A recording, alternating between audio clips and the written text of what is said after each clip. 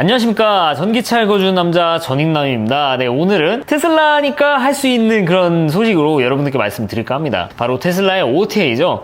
테슬라 OTA가 지금은 우리나라에 2022.16 버전이 많이 퍼지고 있는데 지금 해외를 보면요 2022.20 버전이 풀리기 시작을 했습니다. 그래가지고 이거에 대해서 좀 더 말씀을 드릴까 하는데, 그 전에 2022.16.2 버전 관련된 이슈에 대해서 간단하게 좀 짚고 넘어가도록 하겠습니다.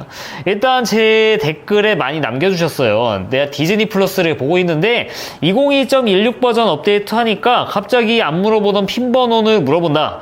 핀 번호, 핸드폰으로 막 핀 번호가 왔어. 이거를 눌러야지. 이거 보고 예를 들어 막 1, 2, 3, 4, 5, 6 막 이렇게 왔단 말이죠. 이거를 눌러야 되는데 이걸 누르면 키보드 버튼이 떠야 되는데 안 뜬다. 그러니까 이 핀 번호 입력하라는데 이 핀 번호를 입력할 수 있는 수단이 없는 거예요. 그러니까 여러분들 핸드폰인데 뭔가를 입력해야 돼. 스마트폰에 막 자판 막 블루베리 쓰시는 분 계신가? 블루베리였나? 블랙베리? 안 계시잖아, 거의. 그 상황이 테슬라에게도 똑같이 펼쳐졌다는 거죠.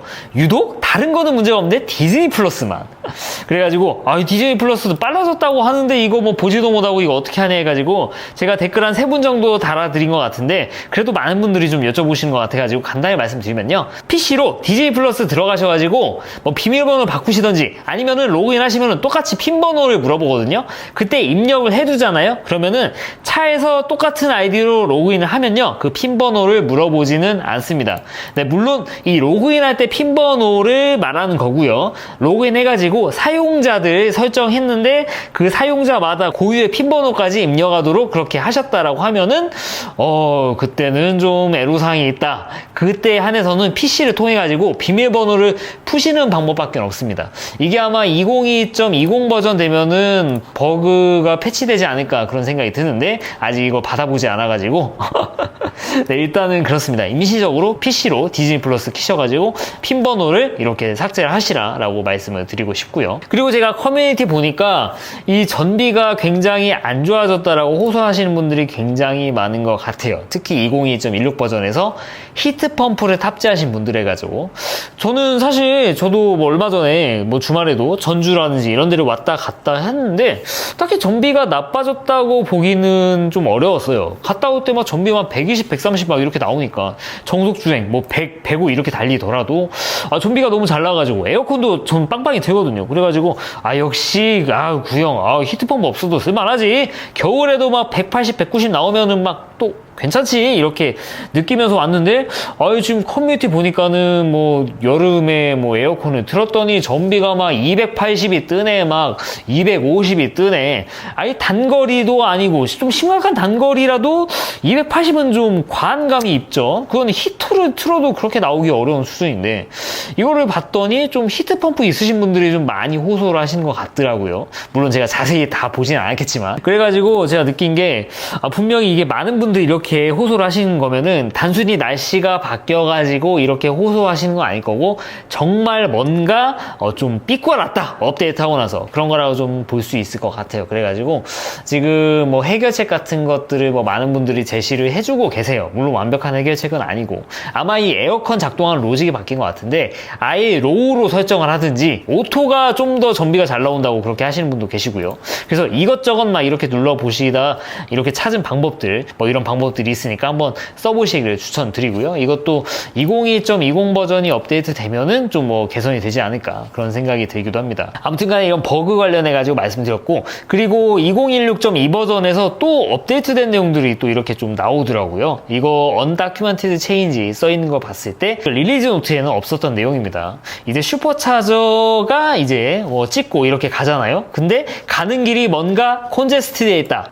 제가 아는 콘제스트는 우려인데 우려만 생각나는데, 그러니까 뭔가 차들이 막혀가지고 가기까지 뭔가 막히는 그런 상황이 왔을 때 네가 여기 슈퍼차저 올 때까지 시간이 너무 걸리는데 그러면은 차라리 내가 봤을 때 네 근처에 거기 말고 다른 슈퍼차저가 내가 봤을 때는 좀 더 빨리 충전할 수 있는 그럴 것 같아. 그런 거를 판단하게 되면은 다른 쪽으로 이렇게 안내를 해준다는 것이죠. 참 똑똑해진 내비게이션이라고 볼 수 있을 것 같은데 아무튼 이런 내용들이 뭐 리리즈 노트에 없는데 추가가 됐다는 내용이고, 그 밖에 지금 기대하고 있는 이 회생제동, 사실 2022.16 버전에서 제가 한 2번 정도 말씀드렸죠. 가장 개선이 됐으면 하는 내용들, 만충했을 때 추울 때 회생제동이 뭔가 걸리는 것들이 변화가 되면은 이게 쓸데없이 브레이크를 밟아야 되는 그런 상황들이 오게 된다는 거. 근데 앞으로는 그럴 필요가 없이 자동으로 똑같은 경험을 줄 수 있도록 브레이크가 개입한다는 건데, 우리나라에는 아마 한 분도 이거를 적용받으신 분이 없는 것 같아요. 그래서 여기 only for specific hardware 돼 있어가지고 이걸로 봤을 때는 아마 좀 소수의 뭐 인플로이라든지 이런 분들에게만 뿌려져가지고 이게 테스트 과정인 것 같습니다. 네, 그래서 이거는 아쉽게도 나와 있지만 업데이트가 되지 않는 내용이다 라고 좀 볼 수 있을 것 같고요. 그 밖에는 2022.16 버전에 대해 가지고 말씀드린 게 있어가지고 더 말씀드릴 내용은 없을 것 같아요.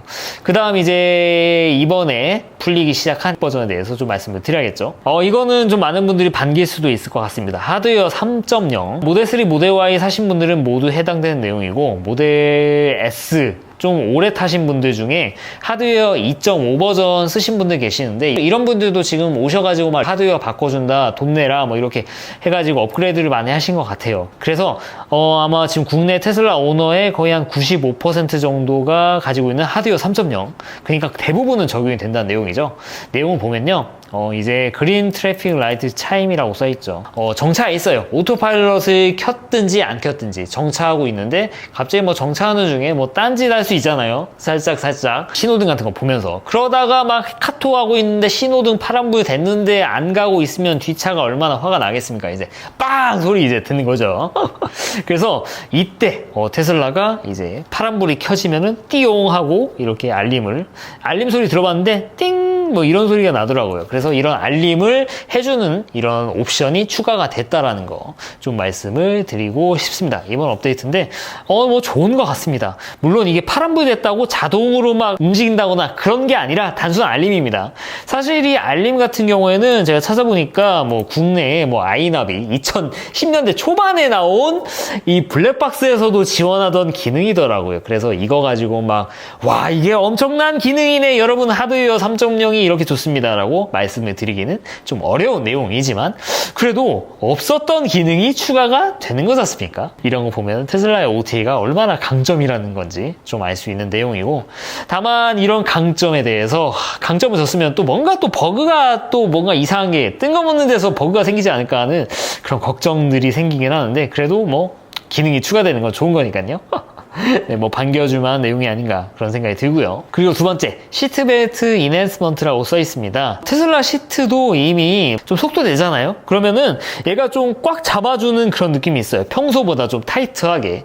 이게 뭐 속도 같은 거라든지 이런 거를 좀 감지해가지고 하는 것 같은데, 이거를 보면 알 수 있는 거는 이미 이 시트벨트의 감쇄력을 조절할 수 있는 그런 프로그램이 이 자동차 ECU와 뭔가 연계가 되어 있다는 사실, 이거를 OTA를 통해서도 뭔가 업그레이드 할 수 있는 사실이라는 거를 이번 업데이트를 통해서 알 수 있게 된 거죠. 다른 회사들은 왜 이런 거를 조절 못하냐? 하도 이제는 많은 분들이 거의 국룰처럼 알고 계실 거예요. 이 완성차 조립업체라고 하는 이유가 뭐 사소한 옵션 같은 것들을 자회사든지 아니면 다른 협력업체라든지 이런 거를 통으로 받아서 소프트웨어까지 같이 받아가지고 이거를 단순히 이 완성차에다가 연결시키는 그런 것에 불과한 것이 여태까지 테슬라 이전에 해오던 이 자동차 제조 방식이라면, 테슬라 같은 경우에는 이 사소한 옵션 같은 것들, 이 말단에 있는 기능까지도 바꿀 수 있는 그런 중함 직관화된 그런 ECU 시스템을 가지고 있다라고 좀 말씀을 드릴 수도 있죠. 그렇기 때문에 이런 시트벨트에 없었던 기능, 전방추돌 이런 거를 뭔가 감지를 했다. 얘가 시트벨트를 좀 더 타이트하게 해준다는 거.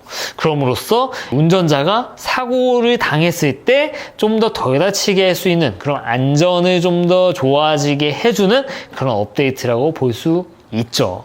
참 이런 거는 참 박수를 쳐줘야 되는 내용이 아닌가. 다른 업체가 왜 못하냐? 뭐 말씀드렸지 않습니까?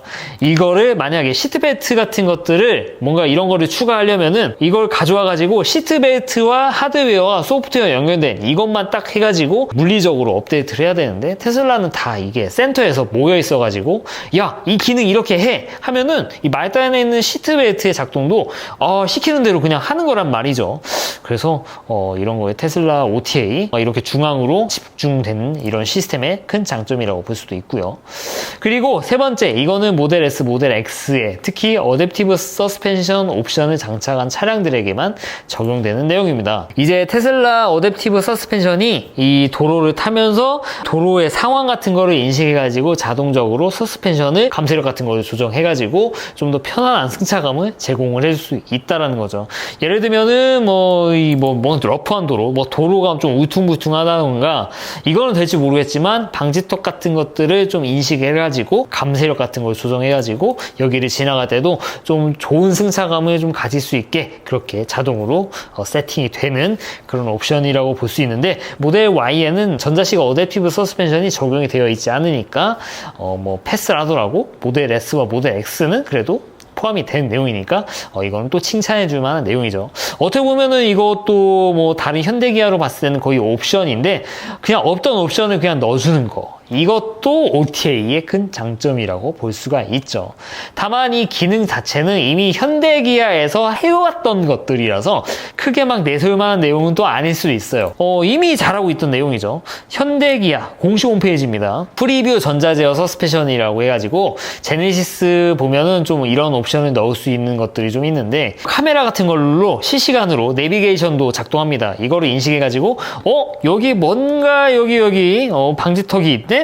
그러면은 서스펜션을 좀 편안하게 조정해야겠다. 여기 지날 때 최적의 서스펜션으로 띠용하고 조정을 해준다는 거죠. 그러면은 여기 지날 때 순간적으로 여기 승차감이 좀 과장해가지고 우리가 방지턱 지났나? 좀 이렇게 느낄 수 있을 정도로 현대가 굉장히 잘하고 있는 건데, 이게 뒤늦게 테슬라도 적용을 해줬다는 거. 이것도 사실 박수 쳐줄 내용이 아닌가 싶습니다. 개선이 될 만한 여지가 있으면 개선해주는 거, 이게 바로 테슬라 OTA의 강점이죠. 그리고 여기 보면 재밌는 내용이 있는데, 도로의 상황이라든지 울퉁불퉁하다든지 이런 것들을 카메라든지 이런 걸로 보기도 하지만 여기 나와 있죠.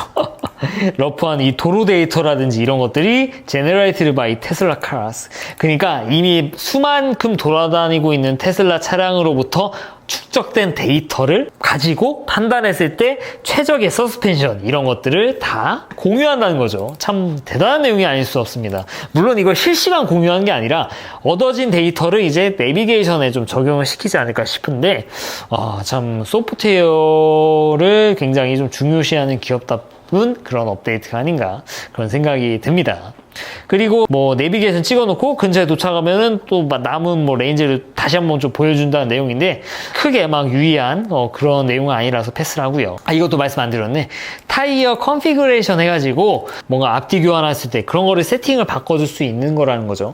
이게 무슨 의미가 있나 생각을 해보면은 주인님 이거 앞뒤 교환하세요, 좀 이런 알림 같은 거랑 좀 연계돼가지고 추후에 좀 알림해줄 것 같거든요. 특히 테슬라 같은 경우에는 싱글 모터는 당연하고 듀얼 모터라도 후륜 구동 위주의 그런 사륜 구동이기 때문에 일만 될 때마다 후륜 전륜을 서로 이렇게 바꾸라고 권장을 해주고 있어요. 물론 퍼포먼스 같이 앞뒤 교계 다르면 좀 어려울 수 있긴 한데 매뉴얼에 나와 있는 내용이 하거든요. 그래서 그런 거랑 좀 연계돼 가지고 추후에 좀 알림을 해주지 않을까 그런 생각이 들기도 합니다. 그 밖에도 올 시즌 타이어냐 윈터 타이어냐 이런 거를 선택을 할 수 있게 이렇게 세팅 항목을 제공하고 있는데, 이거를 윈터 타이어를 바꾸고 세팅도 윈터 타이어로 바꾸게 되면은 나중에 내비게이션에서 도착지를 찍어놓고 예상되는 사용되는 배터리 양을 이렇게 계산할 때 이렇게 타이어 같은 것도 정확하게 기입해두면은 이것도 되게 좀 정확해지게 좀 예측해줄 수 있는 그런 여지들이 있죠. 그래가지고 이런 내용들이 추가됐다라는 걸 좀 말씀을 드리고 싶었습니다. 네, 오늘은 테슬라의 이런 OTA 되는 내용 가지고도 이렇게 좀 말씀을 드렸는데, 제가 항상 말씀드리죠. 테슬라 아니면은 도대체 어떤 기업에서 차가 이렇게 업데이트 되는 거 가지고 이렇게 유튜브를 찍을 수 있을까? 저도 참 말하는 거 보면 참 이게 자동차가 맞나? 프로그램 업데이트 된 거를 말하듯이 이렇게 유튜브를 찍고 있는데 덕분에 이렇게 유튜브 콘텐츠 각도 나오고 참 재밌는 것 같아요. 이상 전기차 읽어주는 남자 정익남이었습니다. 앞으로도 유익한 주제를 가지고 여러분들 찾아뵙도록 하겠습니다.